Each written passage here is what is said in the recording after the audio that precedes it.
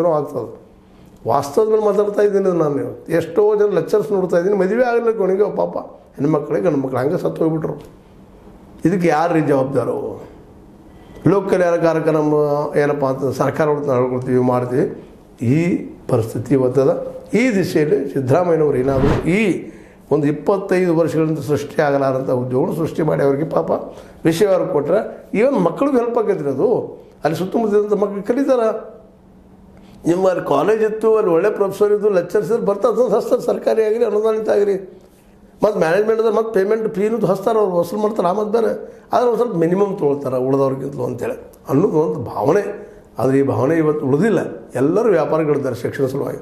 ಎಷ್ಟು ಸಾಲ ಮ್ಯಾಕ್ಸಿಮಮ್ ಹರ್ಕೊಂಡು ತಟ್ಟಾಗೋದಪ್ಪ ನಾವು ಗಟ್ಟು ನೋಡ್ಕೊಳ್ಳೋದು ಕೂಡ ಗೌರ್ಮೆಂಟ್ ನಮ್ಗೆ ಅನುದಾನ ಕೊಡೋದಿಲ್ಲ, ಅದಕ್ಕೆ ನಾವು ತೊಗೋತೀವಿ. ಅದಕ್ಕೆ ಸರ್ಕಾರಕ್ಕೆ ಇವತ್ತು ಕೈ ಮುಗಿ ಕೇಳುವಂಥ ಈ ಎಲ್ಲ ಜನರ ಪರವಾಗಿ, ಈ ಉಪನ್ಯಾಸಕರ ಪರವಾಗಿ ದಯವಿಟ್ಟು ಅವ್ರನ್ನ ಮಾಡಿರಿ, ಮುಗಿಸ್ರಿ ಅವ್ರದ್ದು ವ್ಯವಹಾರ. ಅದು ಮಾಡಿ ಇವತ್ತು 25 ವರ್ಷ ಆಯಿತು. ಅವ್ರ ಗತಿ ಏನು ಒಮ್ಮೆ ವಿಚಾರ ಮಾಡಿರಿ ಸಿದ್ದರಾಮಯ್ಯನವರ. ಅದು ಇವತ್ತಿನ ಮಿನಿಸ್ಟರ್ ಅವರು, ಉನ್ನತ ಹೈಯರ್ ಎಜುಕೇಷನ್ ಮಿನಿಸ್ಟರ್ ಆಗಿರ್ಬೋದು ಸುಧಾಕರ್ ಅವರು. ಅದು ನಮ್ಮ ಮಧು ಬಂಗಾರಪ್ಪನವರು ಅಂದರೆ ಬಂಗಾರಪ್ಪನವರು ಇವರಪ್ಪ. ಅವರು ಸಾಮಾಜಿಕ ಕಳಗಳಿದ್ದಂಥ ವ್ಯಕ್ತಿ, ಇದ್ದಂಥ ವ್ಯಕ್ತಿ. ಅವ್ರ ಮಗ ನೀವು ನೋಡಿ ವಿಚಾರ ಮಾಡಿರಿ ಪಾಪ ಇವರಿಗೆ.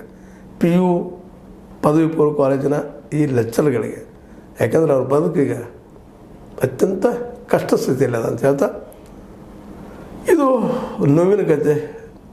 ಇದರ ಬಗ್ಗೆ ನೀವು ದಯವಿಟ್ಟು ಲೈಕು ಮಾಡಬೇಕು, ಶೇರು ಮಾಡಬೇಕು, ಹಂಚಬೇಕು, ಸರ್ಕಾರನ ಒತ್ತಡ ತರಬೇಕು, ಪ್ರತಿಭಟನೆ ಮಾಡಬೇಕು ಅಂತ ಹೇಳ್ತಾ ನೀವು ಇದನ್ನು ಸದಾ ನೋಡ್ತಾ ಇರ್ರಿ. H60 ನ್ಯೂಸ್ ಅರ್ಥಾತ್ ಸಿದ್ದರಾಮಯ್ಯ ಸತ್ಯದ ಕೈಗಂಡು ವಂದನೆಗಳು.